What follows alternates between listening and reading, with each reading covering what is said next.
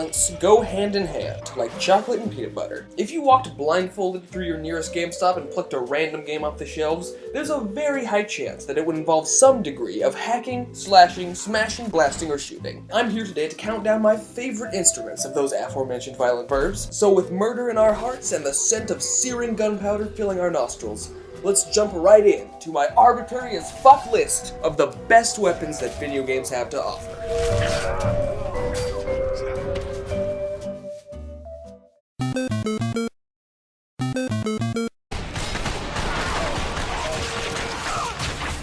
Weird choice to start out with, I know, but hear me out on this one. You may be wondering, as a weapon, what exactly can the darkness do? Well, I'm glad you hypothetically asked, because the darkness is a melee weapon, it's a ranged weapon, it replenishes your health by eating the hearts of your enemies, it's got awesome executions, you can fucking send a little monster snake into the front lines for some takeout, you can funnel its energy through your weapons, it lets you shoot bugs out of your fucking face. What can the darkness not do? Would actually be the better question here. The moveset of these crazy-ass shoulder snakes is extensive and varied to say the least. So combine that with the fact that the Darkness 2 allows you to dual-wield 2 weapons alongside these wriggly little fuckers, and I think my case is made. Plus, unlike a lot of weapons in video games, the Darkness really has character. Like, it is a character, and a fun one at that. Rarely does the main weapon of a game converse with the player and push the plot forward outside of the portal device with a talking potato duct taped to it, so I think that's definitely something worth mentioning. It's also kind of adorable, in a fucked up sort of way, so points for that. It's time for the obligatory Halo weapon choice. But what will it be? A normal person would probably pick the energy sword, the gravity hammer, maybe the battle rifle, or the plasma grenades, but this is my list. I make the rules. Get that shit out of here! Not in my house.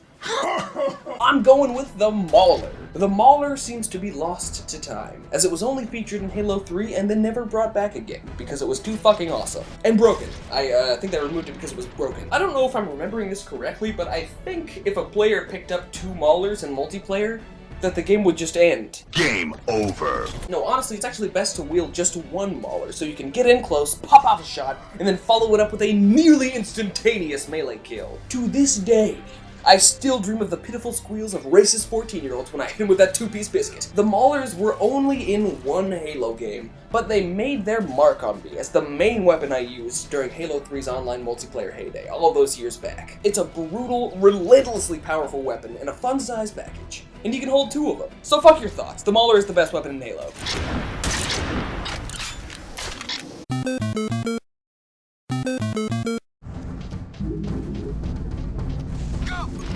Coming in hot, as the 3rd consecutive bizarre-ass choice in a row, is the Morph Gun from Jak 2 and 3.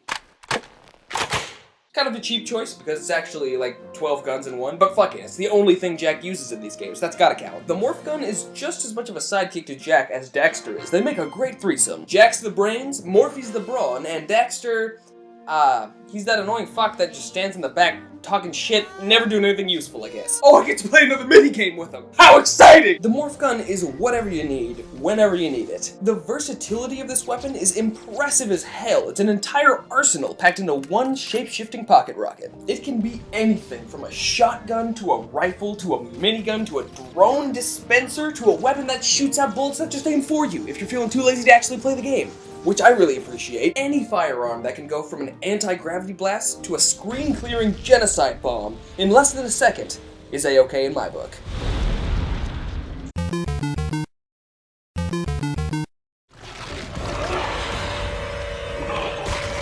If Dead Space is ever mentioned on a top 10 weapons countdown, you can bet your whole ass that it's going to be the plasma cutter that's featured on that list. While I am a huge fan of everybody's favorite mining tool, in big-ass quotations, in all 3 Dead Space games, you can't beat the line gun. The line gun is the plasma cutter, but bigger, which, as we all know, scientifically makes it better. The plasma cutter's got the arm amputating market cornered, but it's the legs that the line gun was made for, which I appreciate, as those are the things that bring the necromorphs towards me, and I don't want no part of that shit! The line gun is the only thing that makes me feel safe in these games. It is my rock. in the churning sea of misplaced limbs and ligaments that is Dead Space. If I could cuddle with a plush line gun before I went to bed, I don't even think I'd need my nightlight anymore. Sitting at number 6 on our list today is what might be the most unconventional choice yet. Like the darkness, number 6 is a living weapon. A weapon that walks around in a man-shaped skin suit. Coming in at number 6, against all odds, is Alex Mercer's entire existence. I'm getting a little abstract here, but I started the video out with the fucking darkness at number 10, so I assume you knew I'd be stretching some definitions here. Along with the ability to shapeshift, this living virus of a man can turn any part of his body into just about any blunt or bladed weapon he can imagine. Now, the concept itself is a little more out there than what they actually did with the games. Alex only ever turned his arms into swords and hammers, but I'm okay with that. I'm not too distraught over the fact that Alex only ever turned his arms into swords, because that sentence is insane! And so is Alex Mercer. The way I play these games ends with him looking like a living instrument of death that fucks New York into another dimension. He's got whip fists, he's got hammer hands, he's got punches that explode the upper half of people's bodies. What the fuck else do you want? He could do all that, or he could just sneak up behind your ass and fucking snack on your skeleton like a bowl of Rice Krispies. Maybe this one doesn't count as a weapon, but I don't give a shit. The blue shell is the decider. The blue shell is judge, jury, and executioner. I guarantee you, I fucking guarantee you that at some point in time, somewhere out there, a human's life has been ended over a blue shell. Someone has been shot in the back of the head because they threw a blue shell at the wrong motherfucker. I'm telling you this. This humble little turtle home can bring out the best and the worst in every video game player. Usually the worst. Receiving a blue shell is a test of spiritual fortitude, unlike any other. Will you keep this destructive device to yourself and crawl your way back to the top without the devil by your side, like a man of honor? Or will you throw the shell and literally ruin someone's whole life? It's usually the second one. It's a dilemma that haunts gamers to this day, and I for one appreciate it, and hope this blue bastard never stops shattering friendships. Weapons are meant to destroy, and when it comes to destruction, you cannot get your hands on a better tool than Red Faction Guerrilla's sledgehammer.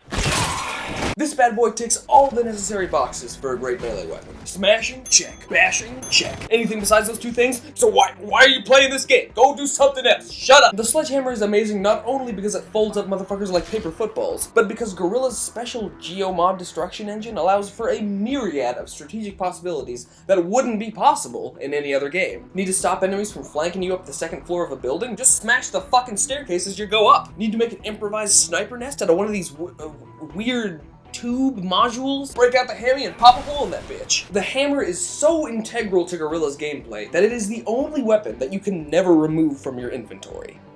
Because on Mars, all the time, is hammer time. God! That joke was so terrible! I'm so sorry, I tried to work around it, but it just kept making its way back in. If you want to unsubscribe, I don't blame you at all. It's fine, it's my fault.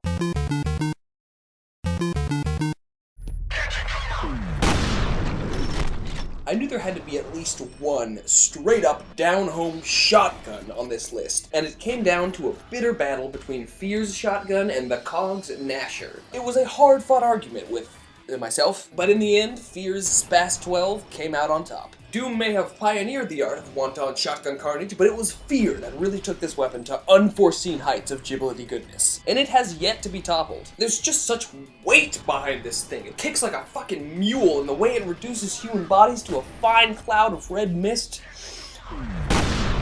You just can't beat that shit.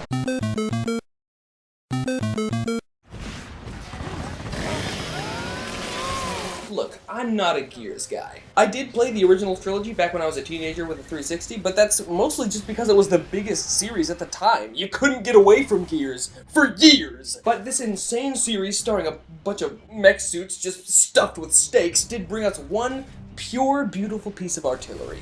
And that is the Lancer. How nobody stuck a chainsaw on a gun before Gears of War is fucking beyond me, but it's easily one of the most iconic firearms in all of gaming, and for good reason. The Lancer is the beating heart of these campaigns. It's got just enough kick, it's got great sound effects, it chews through enemies from a distance just as effectively as it does up close. It is truly a paragon of video game assault rifles. This gonzo-ass series about a bunch of motherfuckers built like bricklayers tried their hands at genetic engineering needed an appropriately ridiculous main weapon, and it found it in the Lancer. Gears also features the Gnasher, which, as I mentioned earlier, is one of the best goddamn shotguns ever burnt onto a disc, and in all honesty, it was difficult picking between that and the Lancer. But I did repurchase Gears 3 recently, and the second I popped into a match and walked up to one of those scaly-ass reverse aliens and held B, the decision was made for me.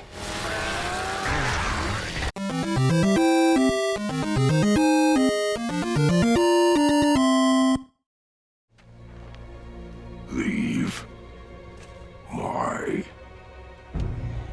home. I'm probably going to wait until the end of the year to discuss God of War in full, because it's for sure going on my best of the year list. But before that happens, I just have to talk about a singular moment from the new God of War game. And spoilers if you haven't yet played it and want to, just I'm sure there's a number on the screen that you can click or something. The moment when Kratos picked up those fucking blades again actually gave me an erection. I'm not exaggerating. My dick was hard.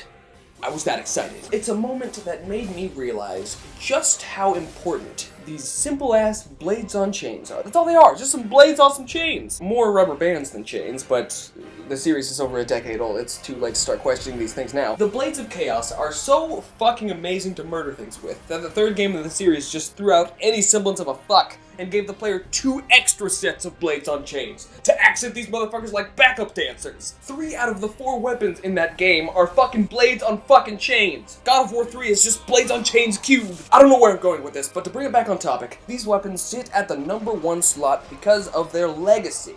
The fact that still, over a decade after their inception, they still feel satisfying as hell to wield. Honestly, until this erection-arousing scene and the subsequent murder rampage from the most recent game, I didn't really realize just how much I love these weapons. But as Kratos raised them up from the depths of his home, the emotions I was feeling made that shit crystal clear to me. The only thing missing from this scene was that old la la la la la la. Wait, that's Bloodborne. Nah, never mind. Yo, hello, yeah, we needed that shit. The Blades of Chaos can make anyone feel like a god among mortals with the press of a button. And that's a pretty amazing thing if you ask me. I don't know about you, but I think that's exactly what a great video game weapon should do. Empower the player. The Blades of Chaos are simple. They're brutal, they're responsive as hell, they have a great design, and to me, they are the 2 best weapons that video games have to offer.